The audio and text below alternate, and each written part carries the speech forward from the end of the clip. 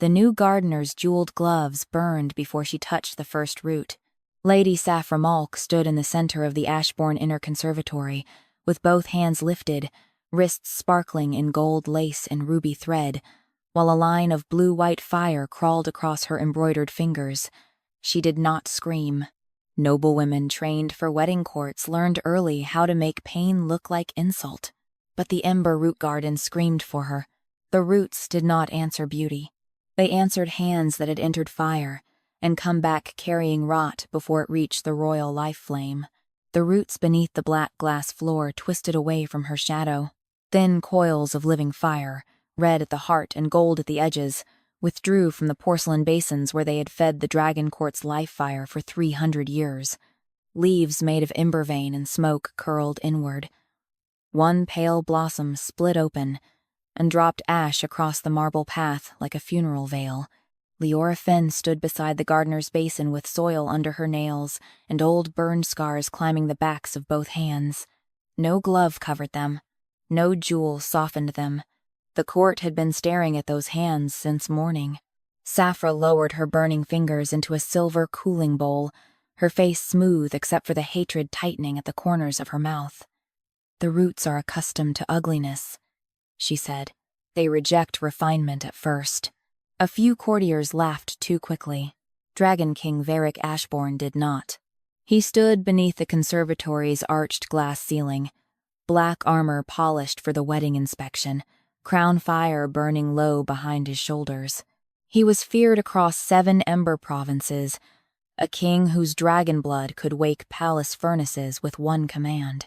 Yet, in the inner conservatory, where the roots fed flame into every royal hearth, even his presence seemed to dim. His gaze fell to Liora's hands. That hurt more than laughter. Not because he looked disgusted, because he looked uncertain.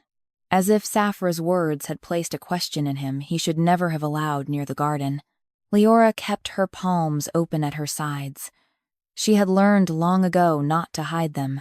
Hiding made people curious, showing them made people cruel faster, and faster cruelty was easier to finish enduring. Saphra drew her hands from the cooling bowl. The jeweled gloves were ruined, the ruby threads blackened. These roots have been handled too long by rough labor. They will need retraining before the wedding. Liora looked at the nearest root. It pulsed once under the glass. Not in fear. Warning. "The roots do not train," Liora said. "They either feed or poison what touches them." Saphra turned with a small smile. "And that is exactly why your time here is finished." The words struck the conservatory harder than fire. Behind Saphra, 2 royal stewards carried in a white lacquer box lined with silk. Inside lay new garden tools, pearl-handled shears, gold pruning hooks, glass watering spoons, and ceremonial gloves stitched with dragon-scale thread. Beautiful things. Useless things. Objects made by someone who had never reached into burning soil at midnight to cut rot before it reached a king's breathing chamber. Saphra lifted the pearl shears. "The Ember Root Garden serves the wedding throne now. It must look worthy of the queen who will tend it." Liora's chest tightened. Queen. So that was the shape of the insult. Not replacement alone. Decoration wearing authority. Veyric's jaw moved once. Saphra. "The roots have always answered Liora, because no one else was permitted to try," Saphra said gently, turning toward him with the practiced softness of a woman who knew how to make ambition sound like care. "Your court needs a queen who can bring beauty back into sacred spaces. The people see burned hands, torn sleeves, and ash hair when they enter this garden. They should see renewal." A murmur of agreement passed through the nobles. Liora heard the word beneath all of it. Shame. Her hands were shame. Her labor was shame. The years she had spent kneeling under the root vaults, slicing away black rot before it climbed into healing hearths, soldiers' braziers, council lamps, and the king's own throne fire shame, if it could not be made pretty. Veyric looked at the roots, then at the gloves, then at Liora. "Can the work be taught?" he asked. Liora almost smiled, not because anything was amusing, because the question itself was the wound. Some of it she said. Not before tomorrow's wedding. Not by someone who thinks roots are ornaments. Saphra's eyes flashed. Ornaments do not keep kingdoms alive, gardener. Presentation does. Faith does. Bloodline does. The roots feed on what hands have done, Liora said. Not what bloodline claims. The nearest root struck the underside of the glass. Once, hard enough to crack it. The court fell silent. Veyric stepped forward. His dragon shadow moved behind him across the conservatory floor, dark and restless. What did that mean? Liora looked at the crack. A thin line of black had appeared inside the fire root. Too early, too near the royal basin. It means the garden has found poison. Saphra laughed, light and cold. Convenient. The moment you are removed, poison appears. No, Liora said. The moment your gloves entered, it surfaced. Saphra's face sharpened. Majesty, this is exactly why the garden must be taken from her. She has been alone with the roots too long. Who knows what superstitions she has planted under the court? Veyric's silence changed the air. Liora felt it before he spoke. The old familiar shift of powerful men becoming careful with the wrong person. Until after the wedding, he said. Lady Saphra will oversee the inner conservatory. The roots went still. Liora did too. Veyric looked at her, as if still expecting her to understand the politics of what he had just done. She understood perfectly. He had chosen beauty over burned hands, court confidence over sacred labor, a bride's pride over the woman who had kept poison from his throne. Saphra held out one ruined glove with a smile. Your shears. Liora looked down at the iron root shears hanging from her belt. Their handles had worn into the shape of her fingers over 15 years. She had buried gardeners with cleaner hands than Saphra's, and saved lords who now avoided looking at her scars. Slowly, she removed the shears. The moment they left her belt, the deepest roots under the black glass turned dark. Not red, not gold. Black. Veyric saw it. So did Saphra. But only Liora heard the sound beneath the floor, roots withdrawing from every life fire channel in the palace. If they reached the wedding hall before she closed them, every blessed flame in Ashborne would either die or burn black. She placed the shears in Saphra's waiting hand. The pearl-handled tools in the silk box cracked at once. Saphra flinched. Liora did not. You may decorate the garden, Liora said. You cannot make it trust you. Then she turned and walked toward the conservatory doors, with her scarred hands bare in full view of the court. No one stopped her, not even Veyric. Behind her, beneath the black glass, the Ember Root Garden began moving toward the wedding hall, not to bless it, but to show what had been fed beneath it. The wedding hall lost its first flame before Liora Fen reached the conservatory doors. It happened in the western brazier, the one carved with dragons biting their own tails, where royal fire had burned gold for every Ashborne marriage since the first crown was forged. The flame bent low, thinned to a red thread, then turned black from the center outward. A courtwoman screamed. Then the second brazier blackened. Then the third. Across the palace, every blessed flame connected to the inner conservatory shuddered as the Ember Root Garden withdrew from its life-fire channels. Council lamps guttered. Healing hearths coughed ash. The soldiers' braziers outside the guard hall spat black sparks onto polished stone. Liora heard each failing flame through the floor. Not a sound. As absence. Her hand stopped on the conservatory doorframe. Behind her, Lady Saphra Malk lifted Leora's iron shears as if they had offended her by existing. You see?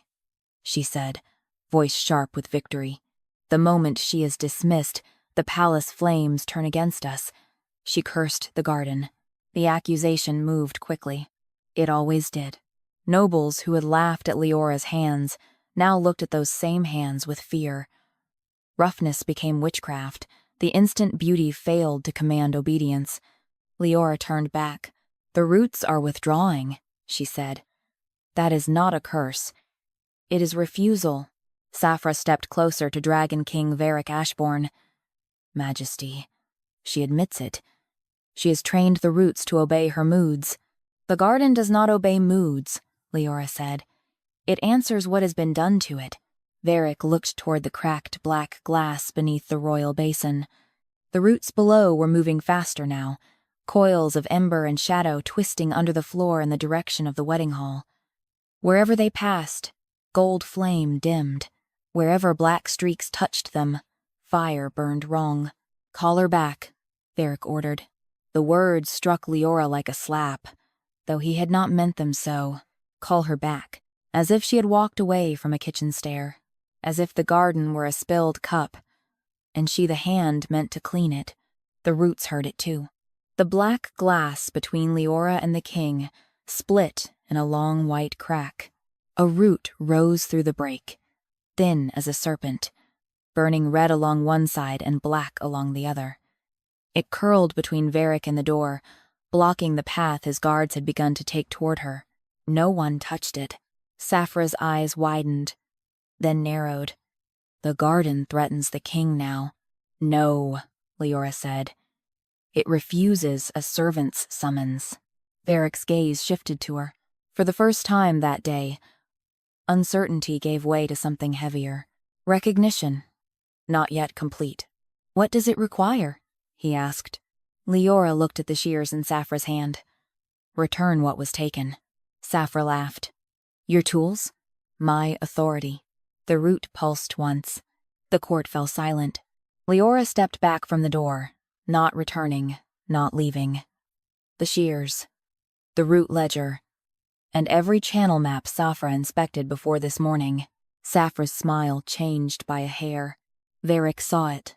Too late. But he saw it.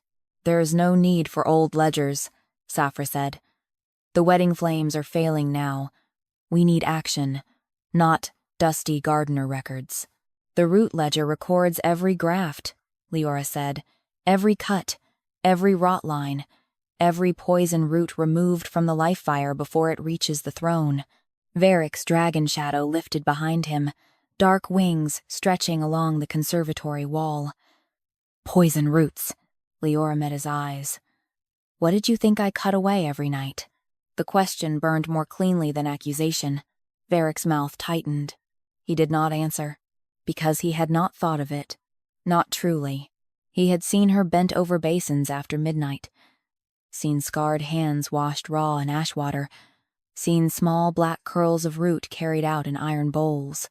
But he had treated it like garden maintenance, a grim habit of a woman who belonged to soil.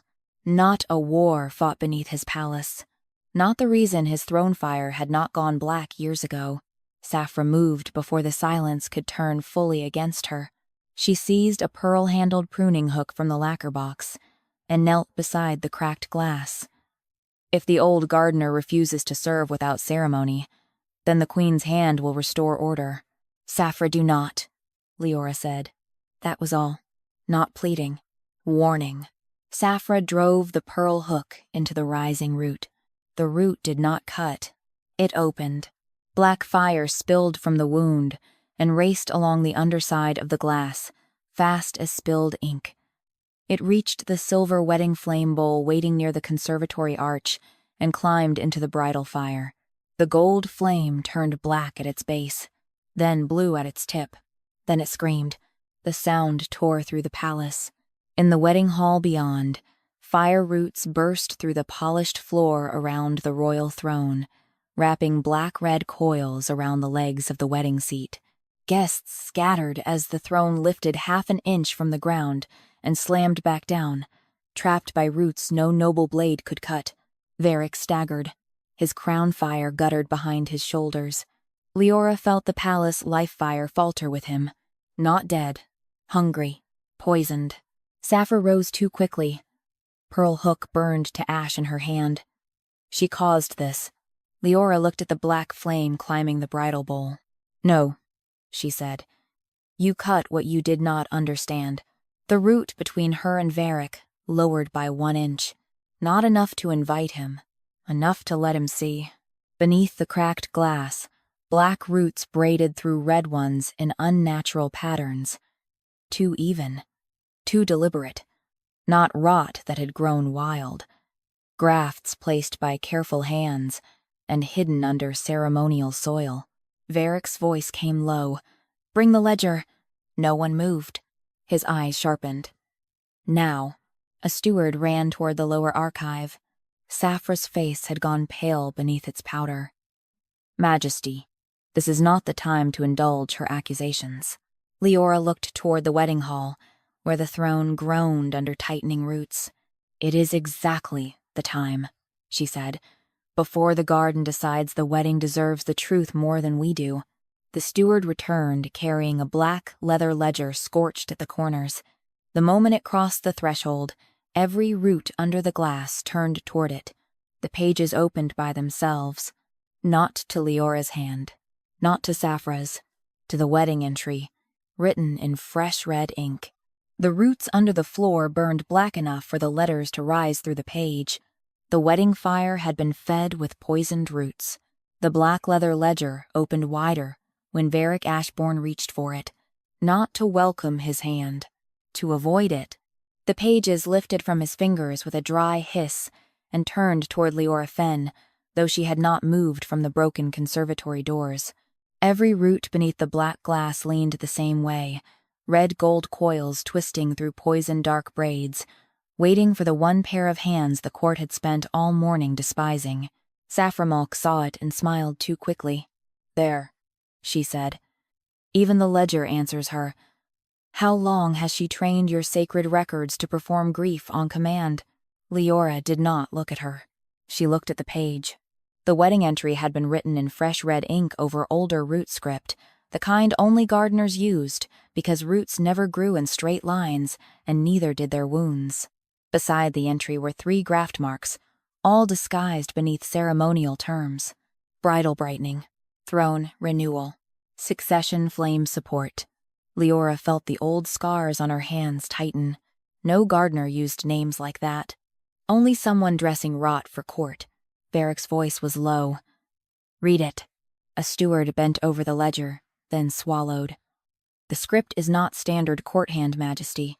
It is root ledger hand," Liora said, "because roots do not care if nobles can read what keeps them alive."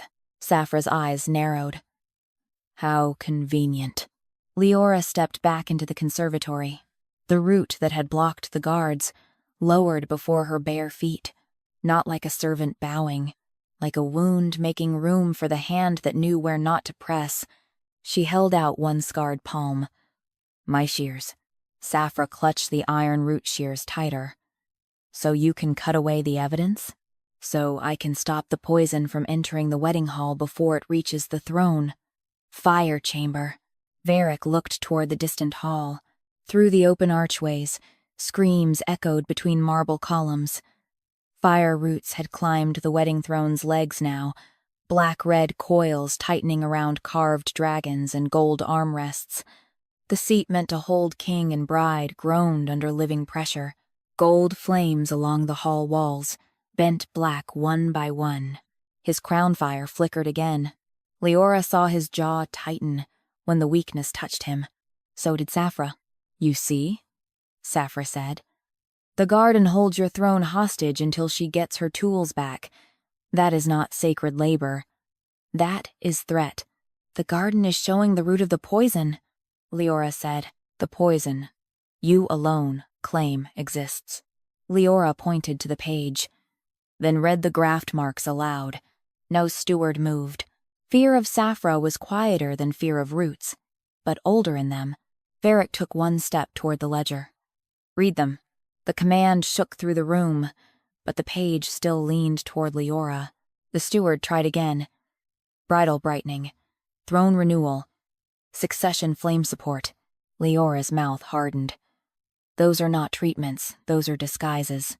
Saphra lifted her chin. "They are noble grafts from my house conservatory. Your roots were old, tired, and politically unfit for a royal wedding. I strengthened them. You grafted outside roots into life, fire channels without trial. I refined a neglected garden. You fed poison into the palace. The nearest root struck the glass so hard, another crack split across the floor." Veyric turned to Saphra. Did you inspect the channel maps? Saphra's silence lasted half a breath too long. Liora felt the court hear it. Then Saphra recovered. A queen must understand the sacred spaces she will inherit. Inherit, Liora repeated. The word tasted like ash. The roots beneath the floor blackened. Veyric's dragon shadow moved behind him, wings spreading across the conservatory wall. The inner conservatory is not bridal property. Then why? Liora asked quietly. Was I removed by bridal request? The question struck him harder than accusation, because he could not place the blame anywhere else and keep his pride whole. He had allowed it. Saphra had asked. The court had smiled. Veyric had chosen not to see the difference between devotion and decoration. His eyes dropped to Leora's hands again. This time, uncertainty was gone. Shame had taken its place. He removed his jeweled gloves. Slowly. The gesture silenced the conservatory more completely than a roar. Black dragon hide. Gold thread. Royal ceremony stitched into every finger. Veyric pulled them off one by one and let them fall onto the cracked glass between him and Liora. I should not have asked whether the work could be taught before I asked what it had cost you, he said. Liora looked at the gloves on the floor, then at his bare hands. They were powerful hands, unscarred in the places hers had burned. A king's hands. Commanding hands. Still not safe hands.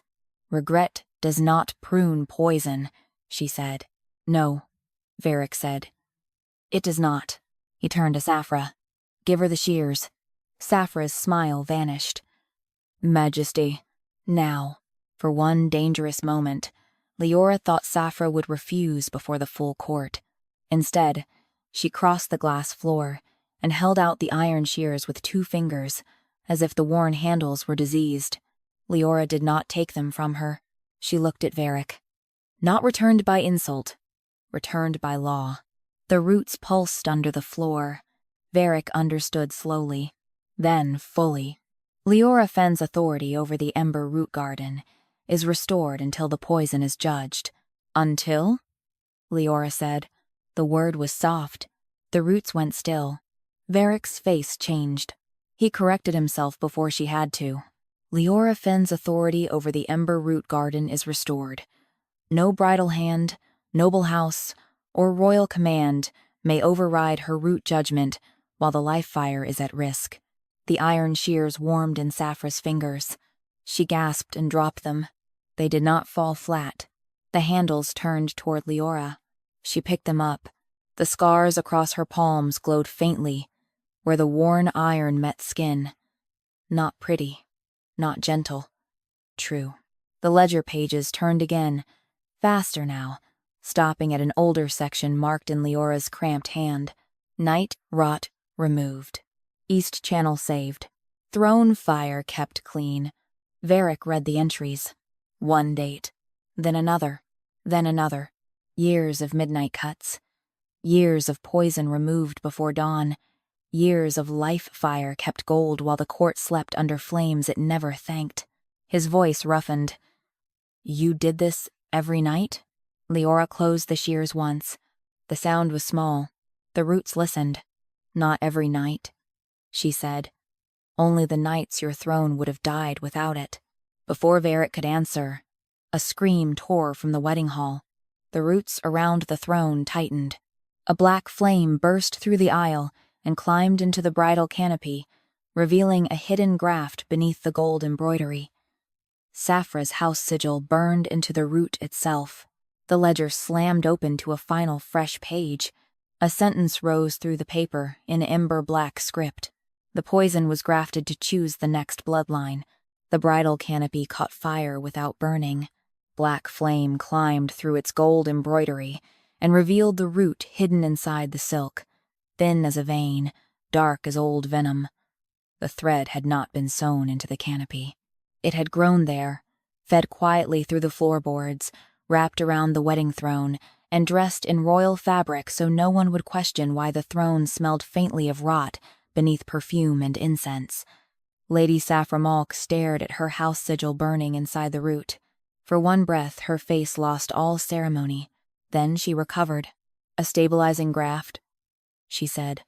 "Nothing more." Liora Fen held the iron shears at her side and did not move. The wedding hall beyond the conservatory doors had become a chamber of wrong fire. Braziers burned black at their cores. Gold candles leaned away from the throne. The guests had backed against the walls while fire roots climbed the dais, coiling around the carved dragons under the royal seat. Dragon King Veyric Ashborne stepped through the archway with bare hands. Every root turned toward him, not in welcome, in question. The crown fire behind his shoulders guttered lower, a thin gold halo fighting black smoke. Liora saw the sickness in it now, with terrible clarity. She had spent so long cutting rot at night that she had mistaken survival for health. "How far does the graft reach?" Veyric asked. Liora looked at the floor. The roots were showing routes now. Red, gold lines for true life, fire, black lines for poison, and one dark braid running straight from the bridal canopy beneath the wedding throne into the old succession channel. Her stomach tightened. "Not just the wedding fire," she said. "Succession flame." The court made a sound too soft to be called a gasp. Saphra lifted her chin. "Every royal marriage joins bloodlines. My house offered a strengthening graft. The Ashborne throne has been weakening for years." Veric's face darkened. "You did not tell me. You did not ask why your gardener's hands looked like war," Liora said. Silence struck harder than any accusation Saphra could have made. Veyric turned toward her. She did not soften. Not tonight. The roots around the throne tightened. Wood groaned under living pressure, though no wood had been used in that throne for centuries. Dragon bone and black iron should not have sounded breakable. Saphra seized the moment. "Majesty, listen to the garden if you must. It is proving my point. The old root lines are failing." Liora hid the decay to make herself necessary. "My graft gave the throne a future." Liora stepped closer to the dais. The roots did not part fully. They let her near only as far as the poison allowed. "That is not a future," she said. "It is a leash." She pointed to the dark braid under the throne. "This graft does not feed the Ashborne life. Fire. It waits for the wedding vow. Once Veyric sits and names you queen, the succession flame will recognize your bloodline as its source." Saphra smiled. This time, she did not hide the edge of it. A queen should be source. A queen should not poison a kingdom and call dependence devotion. The poisoned root lashed. Veyric moved before the guards did. He stepped between Saphra and Liora, one bare hand raised, dragon shadow spreading across the wedding floor. The root stopped an inch from his palm. Leora's breath caught despite herself. He had not touched it. He had learned that much. "Do not stand where you do not understand the cut," she said. Veyric did not look away from the root. "Then tell me where to stand." The question moved through her like pain pressed on an old scar. Too late, but different. "Beside the throne," she said. "Not between me and the root." He obeyed. Saphra's eyes flashed. "You would take instruction from a gardener before your wedding court?" Veyric looked at the roots choking his throne. "I took ornament for authority. That has cost enough." Liora climbed the first step of the dais. The poisoned braid pulsed beneath her feet. Her scars began to glow. Note prettily. The light was uneven, caught in old burns, bright where skin had split and healed badly. The court stared again, but the silence had changed. They were not laughing now. They were watching the map of labor written into flesh. Liora lowered herself beside the throne and opened the shears. Every flame in the wedding hall bent toward the sound. Saphra stepped back. "If she cuts the succession graft, the throne, fire may die." Liora looked up. "Yes." Veyric went still. Saphra's smile returned. "There. She admits it. The throne survives, because my graft supports what her old garden could not." "No," Liora said. "The throne survives because for years I cut poison before it reached this channel. Your graft did not support weakness.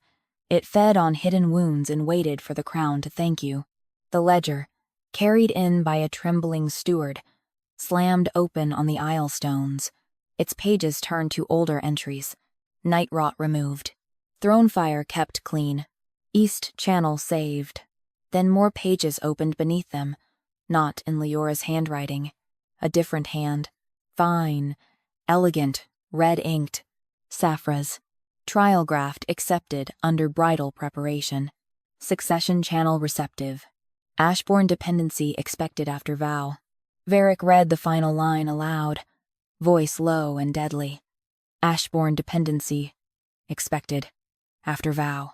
The roots tightened around the throne until black iron screamed. Saphra's face hardened. A kingdom needs continuity. Your line needed my house. My line needed truth, Veyric said. No, Liora said. Both of them turned to her. She had placed the shears around the poison braid, but not closed them. Your line needed hands you were willing to look down on. The words left no room for crown or bride to hide. Liora closed the shears. The poisoned graft split. Black fire burst upward through the throne, not from the cut, but from everything the cut exposed. The wedding floor cracked in a circle around the dais. Beneath it, roots twisted in a hidden knot around the oldest Ashborne life-fire channel, and inside that knot, glowing through rot and ember, were the marks of Leora's bare fingers burned into the root from years of midnight cuts. The garden wrote through the black flame. The throne lived because her hands bled first.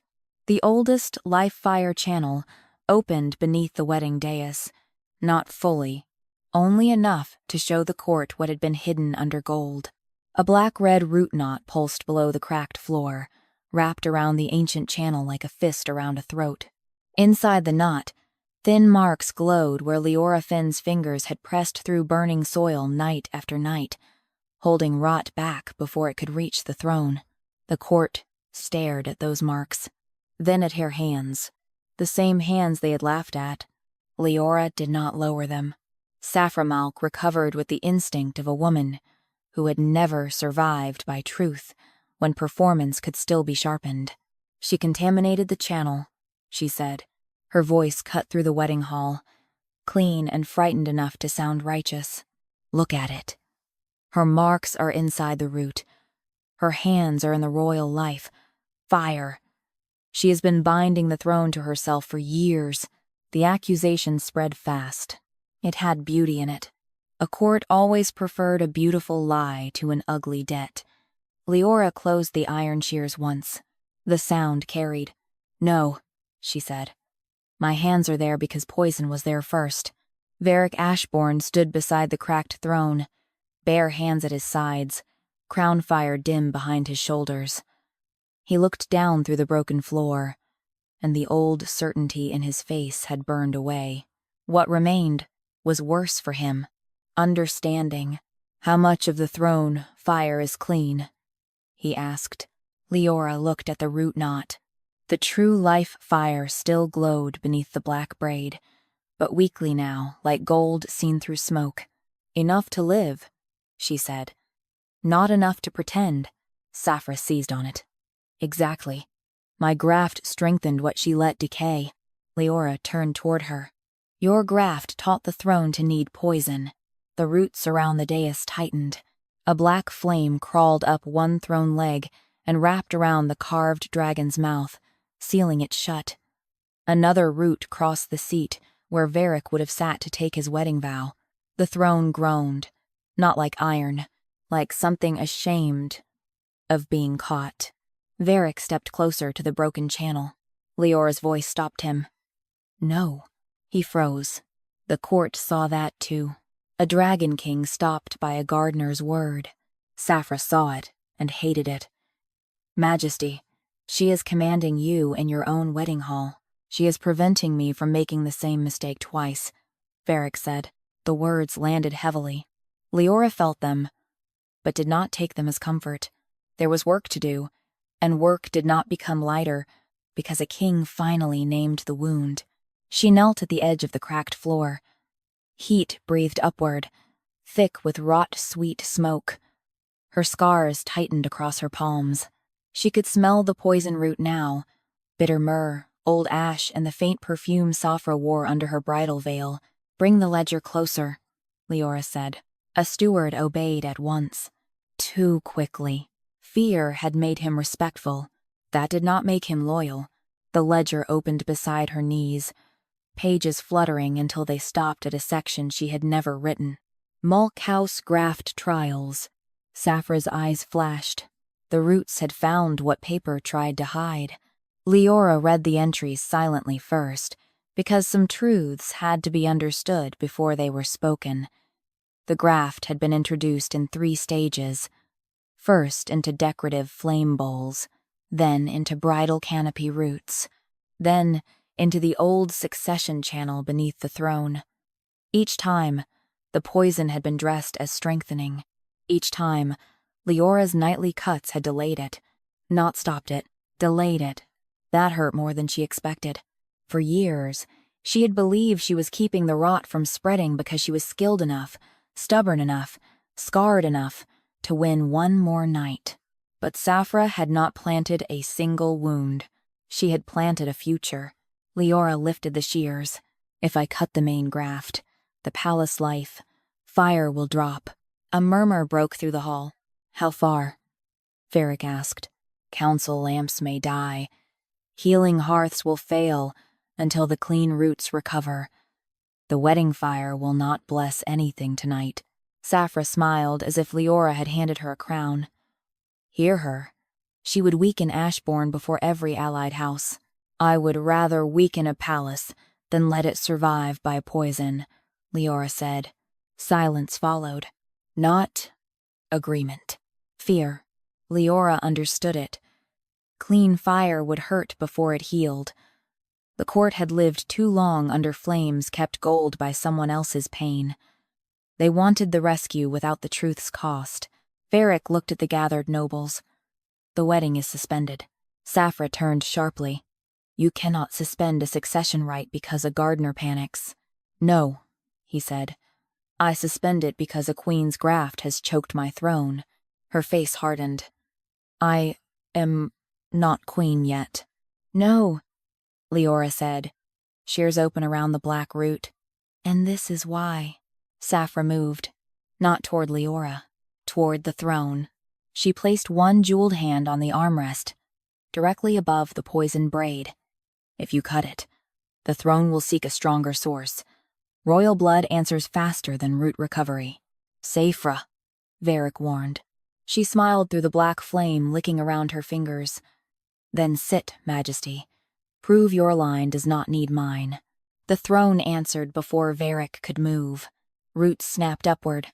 One wrapped around his wrist, another around the side of the throne, a third around Saphra's hand. The court screamed. Veyric's crown fire flared once, then guttered black at the edges as the poisoned graft tried to pull him toward the seat. Liora did not rush blindly. That would have pleased the poison. She looked at the root pattern, at Saphra's trapped hand, at Veyric's wrist, at the black braid tightening around the life fire channel. Then she understood. "The graft needs both," she said. "Royal blood to legitimize it.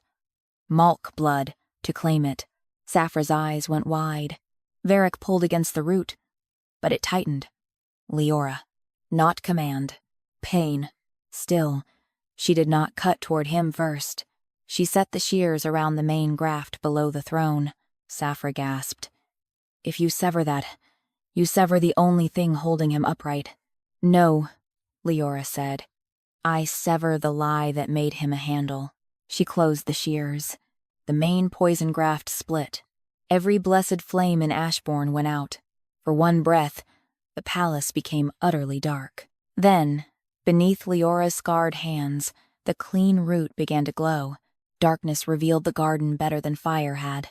When every blessed flame in Ashborne went out, the wedding hall lost its gold, its silk, its polished lies. Noble faces vanished into shadow. Jewels became cold stones. The wedding throne stood as a black shape wrapped in roots, no longer royal, No longer beautiful, only trapped. Then the clean root under Liora Fen's hands gave one thin pulse. Amber. Small. Alive. The light spread along the old life-fire channel in a narrow line beneath the cracked floor. It did not rush to save the hall. It did not climb the braziers or relight the wedding candles. It moved slowly, as if testing whether the palace deserved breath after years of hiding poison under ceremony. Liora kept the iron shears open around the severed graft. "Do not call for torches," she said. A nobleman shouted from the dark. "We cannot stand blind while the throne is attacked." "You stood blind while it was fed poison," Liora said. "Stand still." No one answered. Veyric Ashborne was still caught by one root around his wrist, the black-red coil pulling him toward the wedding seat. Saphra Malk's hand remained trapped on the opposite armrest.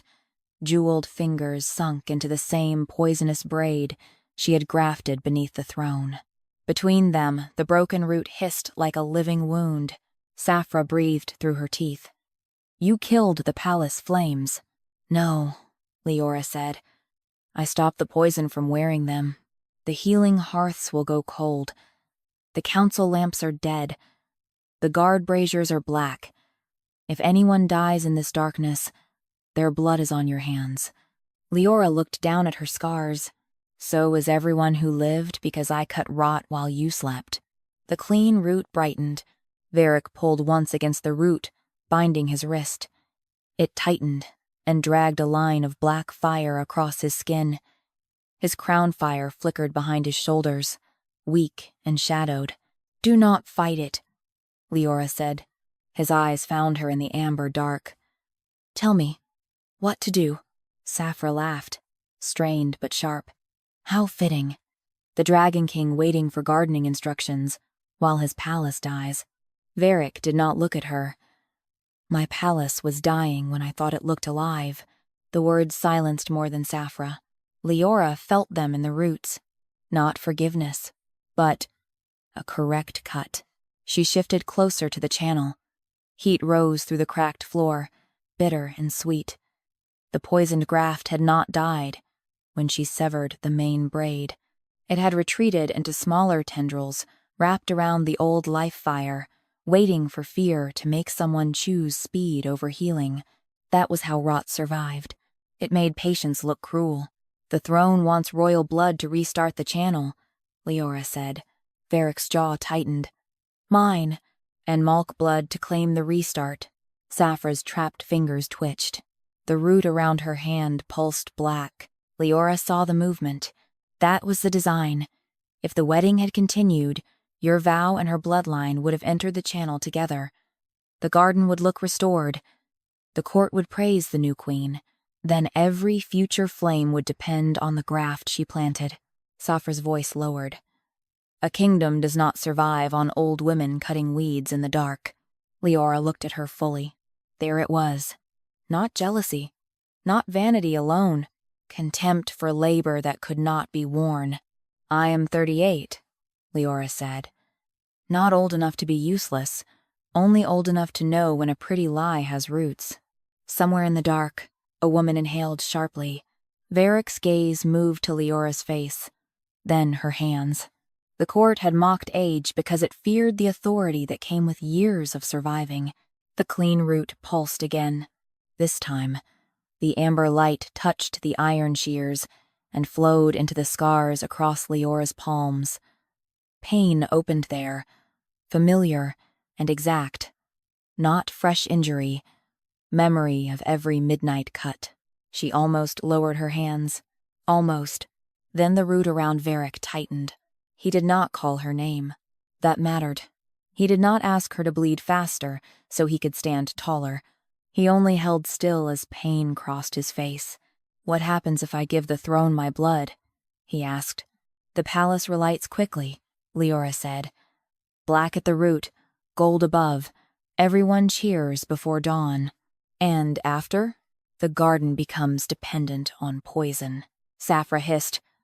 "The garden becomes dependent on succession." "No," Veyric said. "On you." The root around Saphra's hand flared. Liora moved. not toward Veyric's wrist, toward the root binding Saphra. Saphra's eyes widened. "Touch me, and I will have your hands taken for treason. You already tried to take them with laughter," Liora said. She set the shears around the thin black tendril feeding from Saphra's blood into the throne armrest. The tendril recoiled from the iron, but did not break. Too deep, too old. Saphra smiled through pain.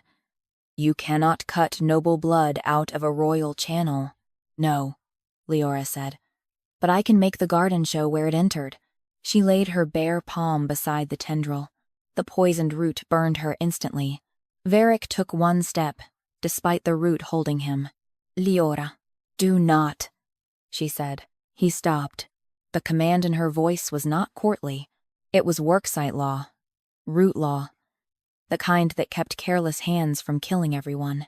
Amber light spread under Leora's palm and forced the black tendril transparent.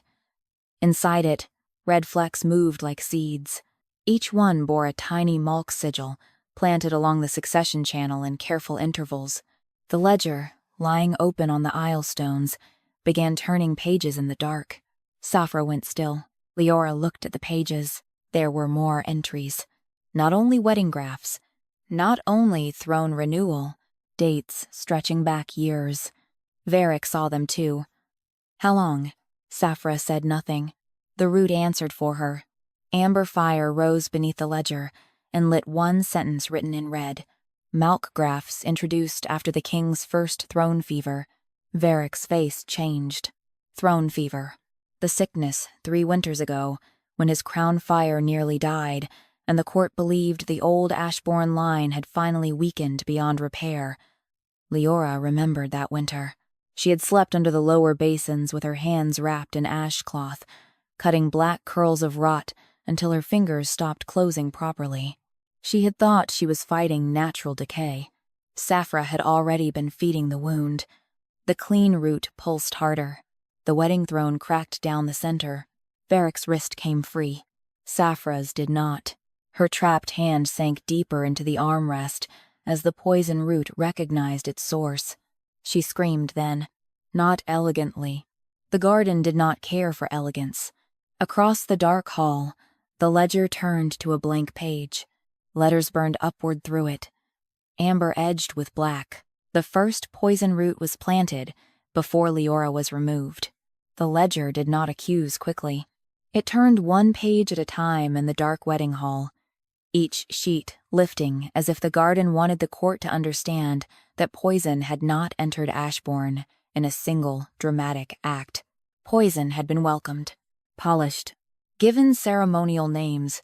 Liora Fen kept her burned palm beside the black tendril holding Saphra Malk's hand to the throne. Amber light shone through her scars and into the root, revealing tiny red Malk seeds embedded along its length like jewels hidden inside a vein. Saphra was no longer smiling. Her hand had sunk to the wrist, into the throne armrest, not swallowed, not crushed, only held exactly where the garden could feel the bloodline she had planted inside it. Veyric stood free beside the broken dais, his wrist marked black where the root had bound him. His crown fire still burned low, but it no longer bent toward the throne. That mattered. The poisoned graft had lost its easy path into royal blood. "Read the first entry," Liora said. The steward crouched beside the ledger, face gray in the amber dark. "Majesty, it is marked as a restoration note. Read it." His voice shook.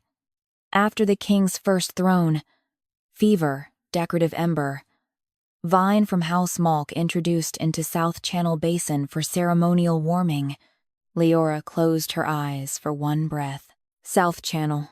She remembered. That winter. Snow against the glass roof. Veyric fevered behind 3 sealed chambers. Council lamps failing one by one. Her own hands deep in the lower basins, cutting rot until she could no longer tell whether the burning smell came from the root or her skin. She had never seen the first graft, because it had not been placed near the rot. It had been placed in beauty, in decoration. "Next," she said. The steward swallowed. Decorative ember vine accepted. Throne fire stabilized after gardener intervention. Liora opened her eyes. There, she said. That was the pattern. She planted poison softly, then let my cuts hide the symptoms. Saphra's breathing sharpened. You were already cutting rot. I merely gave structure to a failing garden. No, Liora said.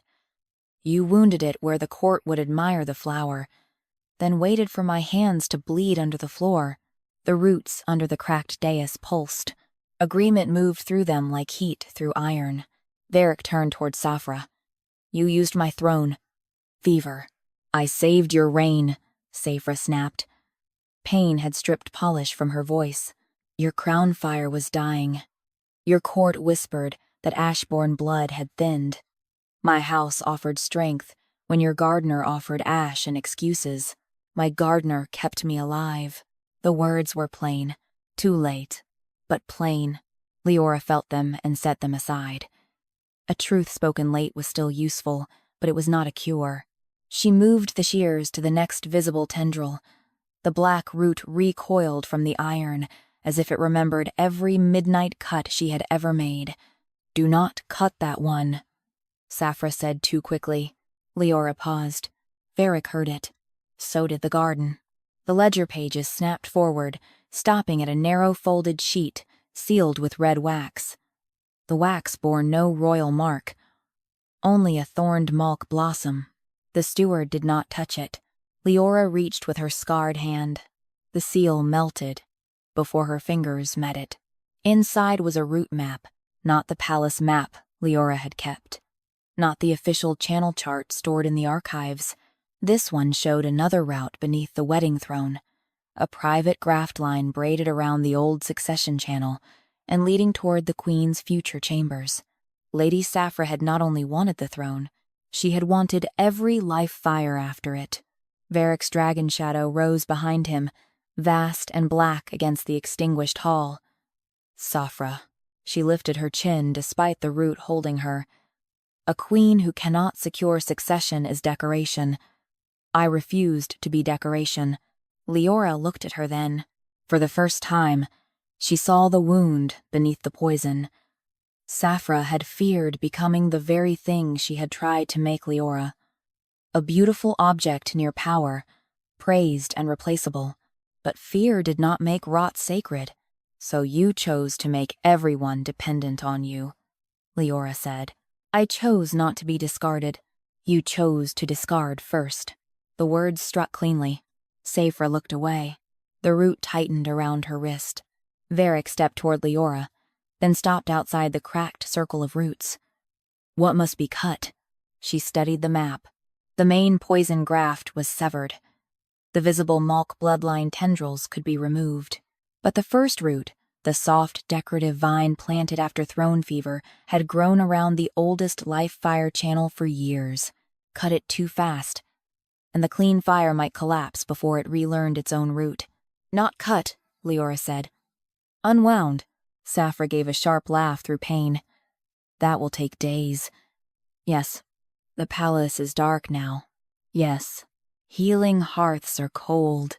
I know. Then you will be blamed before sunrise.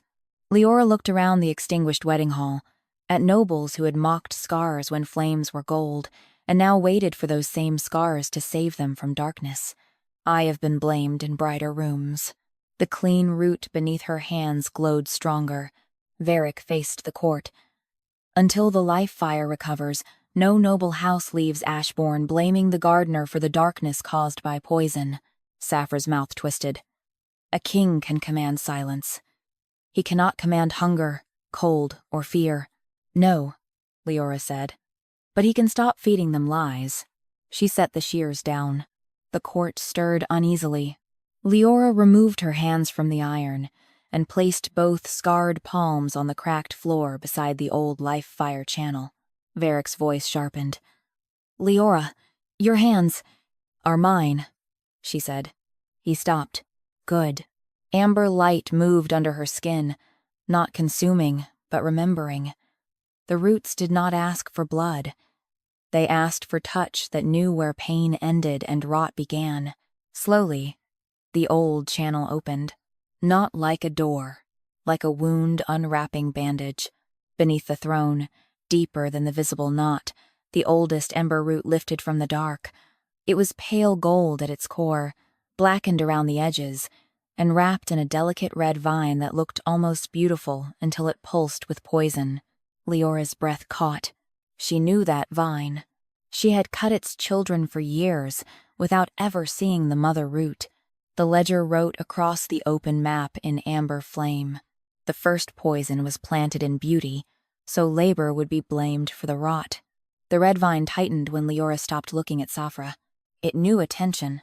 That was the first thing that made her afraid. Not loudly. Liora Fen had learned to fear quietly, the way gardeners feared frost under early blossom or smoke inside a healthy leaf. The mother vine beneath the wedding throne did not thrash like wild rot. It waited beneath the old life-fire channel, delicate and red, beautiful enough for a queen's embroidery, patient enough to survive years of cuts meant for its children. Saphra had planted something that understood quartz. Liora kept both palms beside the channel. "No one praise it," a noblewoman behind her whispered. "What? Do not call it beautiful. Do not call it strong. Do not give it the words it was grafted to drink." The court went very still. Lady Saphra Malk smiled, despite the root holding her wrist. Now she commands speech. "No," Liora said. "I am telling you what poisoned roots eat." The red vine pulsed. It had heard Saphra's smile. Veyric Ashborne stood beyond the cracked circle of roots, with his bare hands open at his sides. His crown fire remained low, gold buried under smoke, but he did not reach for the throne. He did not command the braziers. He did not order Liora to hurry. That restraint cost him. She could see it in the tightness of his jaw. Good. Let kings learn that patience was not softness when everyone was afraid of the dark. "How do you unwind it?" he asked. Liora looked down into the broken channel. "By removing every lie wrapped around it." Saphra laughed. "Then you will be here all winter." "Perhaps." The word frightened the court more than Flame had. A kingdom could survive a dramatic rescue. It knew how to applaud that. It did not know how to survive. Slow repair, cold hearths, delayed weddings, hungry pride, and a gardener who would not make poison look healed before it was clean. Veyric turned to the hall. "Then Ashborne waits." Saphra's eyes flashed. "Ashborne cannot wait. Your council will panic. Your allies will leave. The healing hearths will be tended by clean coals and handfire until the channels recover," Liora said. "Not by poison. You would reduce a dragon court to common fire? I would rather carry honest embers in clay bowls than worship gold flames fed by rot." A silence followed. Then, from the far end of the hall, one old court healer stepped forward. Her lamp was dead in her hand.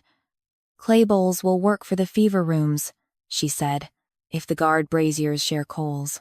A soldier near the arch lifted his blackened brazier hook. "They will." Small words.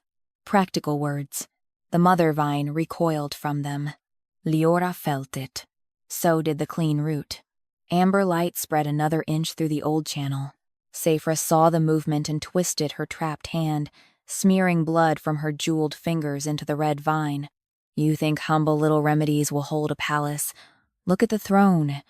It wants royal fire." The wedding throne answered. Its black iron dragons opened their carved mouths, not fully alive, but hungry with old channel memory. A pull moved through the hall toward Veyric's chest. His crown fire bent forward. Liora slammed one scarred palm flat against the floor. "Do not feed it." Veyric shut his eyes. For one brutal moment, the court saw the effort it took him not to answer the throne that had obeyed his blood since boyhood. His dragon shadow rose behind him, enormous and uneasy, as if some old instinct wanted to take the seat, pour royal fire into darkness, and end the fear, but he did not move. When he opened his eyes, they were on Liora. "Not until you say the channel is clean." The mother vine shrank. Not from romance, from authority redirected. Liora drew one careful breath and slid her fingers beneath the first coil of red vine. Pain bit into her scars. The vine had tiny hooks, all hidden on the underside, where beauty never had to show teeth. She did not pull. She waited until the clean root pulsed. Then she lifted. One red strand unwound from the old life fire channel. The palace groaned. Every dead brazier exhaled black ash. Somewhere beyond the hall, a council lamp shattered. The court cried out. Liora held steady. The strand came loose. Under it, pale gold root flickered weakly. Bruised but living, Veyric took one step, as if to shield her from the court's panic. She did not look up. "Stay where the throne can see you not taking." He stopped. Saphra's face twisted. How obedient he has become. "No," Veyric said, voice rough. "Only late." That struck Liora harder than she wanted. She set the feeling aside and reached for the second coil. The mother vine reacted faster. A red blossom burst open from the throne armrest, unfolding petals of flame so vivid the dark hall seemed to remember sunlight. Nobles gasped, despite warning. The flower bent toward them, drinking admiration before they could swallow it back. Saphra smiled. "There is your clean root, court. Pale, weak, ugly. And here is the future Liora would cut away." The red blossom opened wider. Inside, its heart burned a vision. Ashborne wedding fire restored, throne blazing gold. Saphra crowned beside Veyric. Nobles warm, healers' hearths relit, soldiers' braziers strong. Every fear solved before dawn. A beautiful lie. The court leaned toward it. Liora lifted the iron shears. Not to cut the root, to cut the vision. She snapped the blades shut in the air above the blossom. The false image split. Behind it appeared the truth beneath the promise. Roots wrapped around Veyric's blood. Saphra's sigil growing through every future air, fire. Leora's hands erased from the records while the poison became law. The court recoiled. Saphra screamed, "You ruin everything you touch." Liora looked at her scarred hands, then at the clean root, glowing under them. "No," she said. "I only learned to touch what everyone else preferred to admire from a distance." She unwound the second coil, then the third. With each red strand removed, the palace darkened before it steadied. Honest healing came without spectacle. The clean root grew brighter, but slowly, stubbornly, like a living thing allowed to breathe after years under a jeweled hand. At last, the mother vine's core appeared. Not red, black. Hidden beneath all its beauty was a hard seed lodged inside the succession channel. Saphra went silent. Liora looked at Veyric. This is why she needed the wedding vow. Veyric's face turned cold. What happens if the vow names her queen? "The seed opens," Liora said. "And every Ashborne life, fire after tonight, answers Malk blood first." The clean root shuddered beneath her palms. The ledger opened again, pages turning to a blank black sheet. Amber letters burned up through the dark. The seed will break only before an unseated throne. Veyric stepped away from the wedding throne before the court understood what it meant. The pull from the black iron seat followed him. It dragged at his crown fire, at the old blood in his bones, at every oath Ashborne kings had taken while seated above the life fire channel. The throne did not need hands to reach. It had been built to recognize him. It knew the shape of his power the way a root knew the direction of water. Liora Fen saw the strain in his shoulders. "Farther," she said. The court inhaled as one. Lady Saphra Malk laughed, but pain broke the sound in half. Her trapped hand had sunk deeper into the throne armrest. Jeweled wrist swallowed by the beautiful red vine now stripped down to its black seed. A gardener ordering a king away from his own throne. How quickly rot learns ambition. Liora did not look at her. "Farther," she said again. Veyric obeyed. With each step, the throne groaned louder. The clean root beneath the cracked floor trembled, weak gold fighting black pressure. The seed lodged in the succession channel did not crack. It only hardened, waiting for the throne to pull royal blood close enough to defend it. Liora understood then. It will not break while the throne is claimed. Veyric stopped beside the dead wedding aisle. Then how is it unclaimed? Saphra's eyes sharpened. Do not answer that. The fear in her voice answered first. Liora rose from her knees, scars glowing amber across both hands. No vow, no bride, no seated king, no succession flame. Every symbol tied to tonight must be removed before the seed can be judged by the clean root. A noble lord recoiled. That would suspend the wedding rite. The wedding rite is already poison, Liora said. It would suspend succession witness, another whispered. Veyric turned toward him. Then it is suspended. A hard silence fell. Saphra pulled against the root holding her and gasped when it tightened.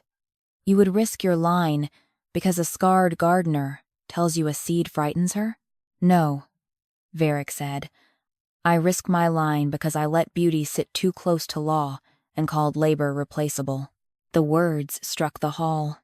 Liora felt them enter the roots. Not as apology, as removal of weight.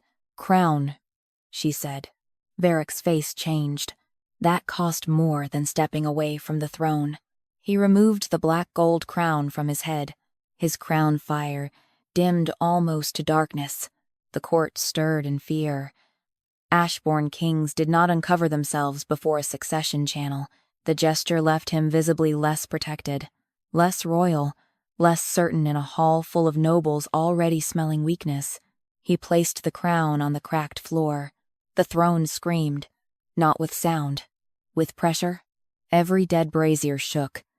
The bridal canopy collapsed in a cloud of black ash. The seed pulsed once, smaller now, but not broken. Bridal cup, Liora said. Saphra twisted toward the silver cup, still lying near the dais. No. A steward froze between fear and obedience. Veyric looked at him. Bring it. The steward carried the cup with shaking hands. Liora did not touch it. Pour it out. Saphra's voice sharpened. That flame was blessed by 3 ember houses. It was fed by your root, Liora said. The steward tipped the cup. Black gold flame spilled onto the stone and crawled toward the throne like something alive. Before it could reach the channel, the clean root lifted one pale tendril and swallowed it. The tendril shuddered, then glowed brighter. The seed cracked along one side. Saphra went white. Liora reached for the next coil. Veyric stepped closer without thinking. The seed sealed itself. Liora looked up. He stopped. Not close enough for blood, she said. Pain crossed his face. I know. Knowing late still requires distance. Yes, he moved back. The seed reopened. That hurt him more than the command. Liora saw it. Good. Let him learn that sometimes devotion meant not being the hand allowed near the wound. Saphra's breathing turned ragged. Her trapped hand had lost its jewels now. Every ruby had gone black and fallen one by one onto the throne seat.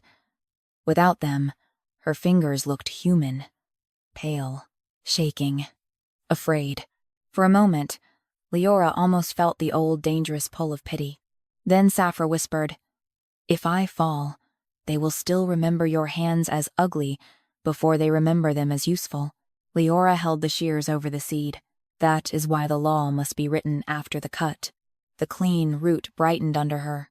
Saphra's eyes widened. She had expected rescue, vengeance, perhaps accusation, not structure, not permanence. Liora closed the shears around the first black seam of the seed. The seed resisted. Pain shot up her wrists, hot enough to blind. She tasted ash. The old scars across her hands opened in memory. Not blood, each one answering years of hidden rot. She did not cut harder. She listened. The clean root pulsed once. Liora changed the angle. Then cut. The seed split. Black flame burst out, showing the future it had been built to create. Saphra seated beside Veyric, her bloodline wrapped around every Ashborne heir. Fire, Leora's name removed from the garden rolls. Scarred hands forbidden from sacred ceremony. Poison renamed refinement, until no one remembered clean fire had ever existed. The court saw it all. The vision collapsed into ash. Saphra screamed as the root released her hand and threw her backward from the throne. Guards caught her before she struck the floor. The seed was not gone. Half remained embedded in the old succession channel, black and pulsing, too deep for one cut. Liora lowered the shears. Her hands shook. Veyric took one step, then forced himself still. "What does it need?" he asked. Liora looked at the exposed channel, the crown on the floor, the empty bridal cup, the throne no longer claimed and still not clean. "Witness," she said. "Not from nobles, from the garden." The inner conservatory answered through the palace floor. Every root beneath Ashborne moved, not toward the throne now, toward Liora.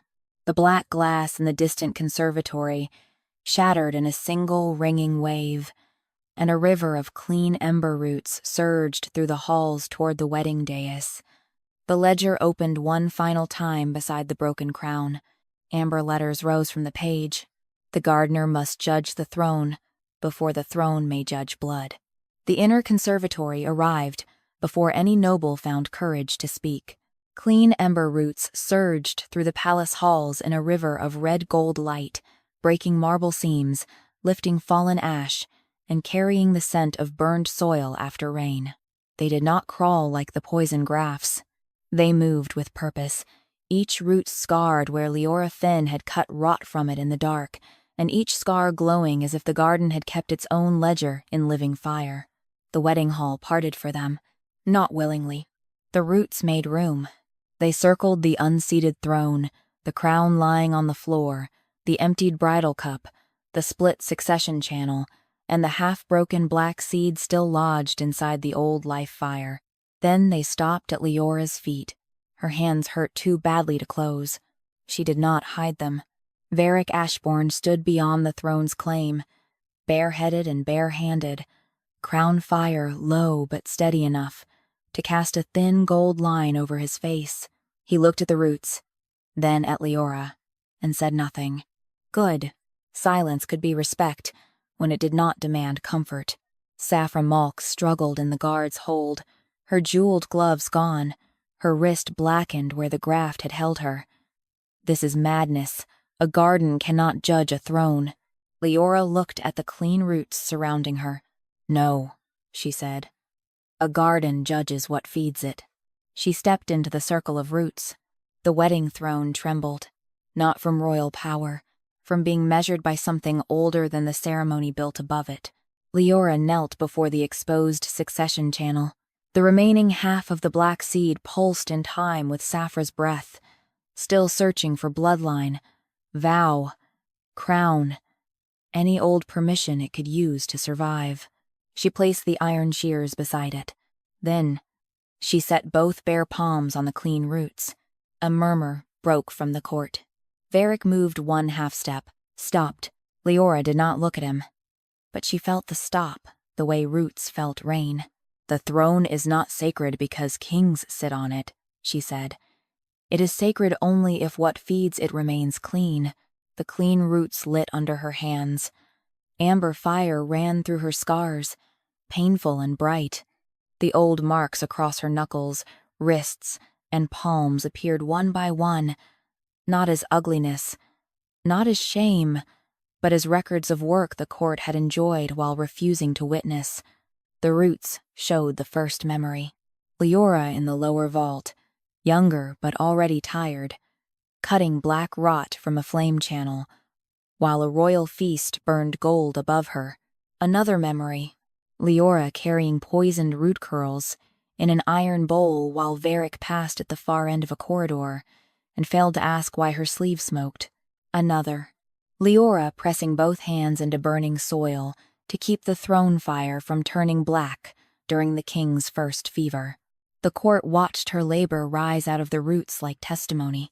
No one left at her hands now. Saphra's voice cracked. Memory can be staged. The roots answered by turning toward her.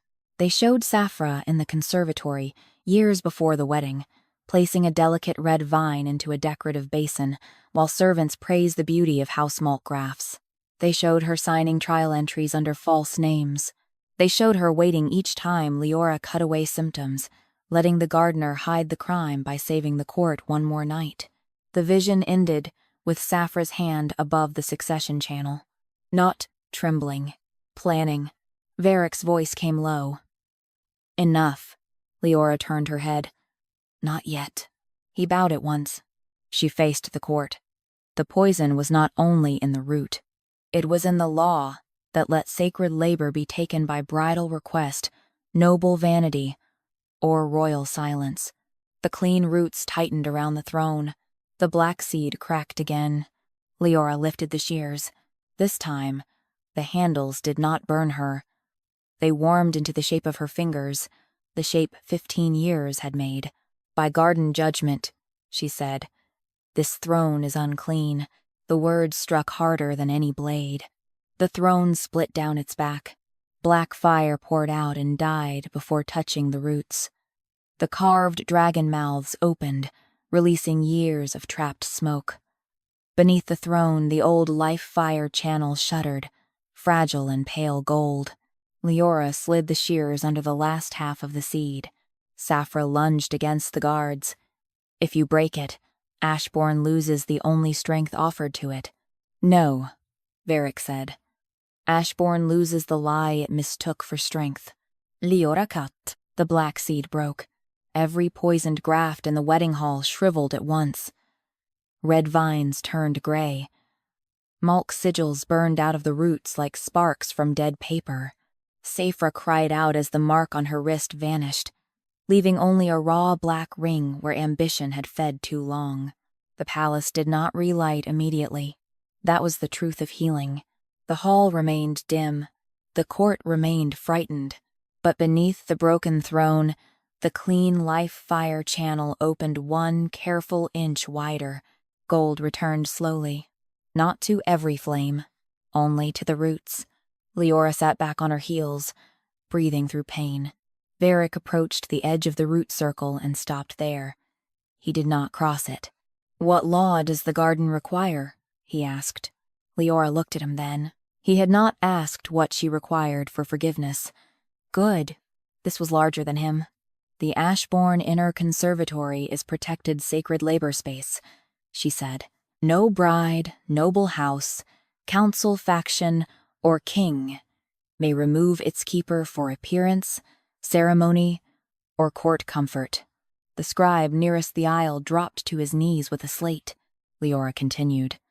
The root ledger is law. Every graft must be witnessed by the keeper, recorded before the court, and tested before it touches a life fire channel. No succession flame may be fed by hidden root, private bloodline, or ceremonial graft. The clean roots pulsed.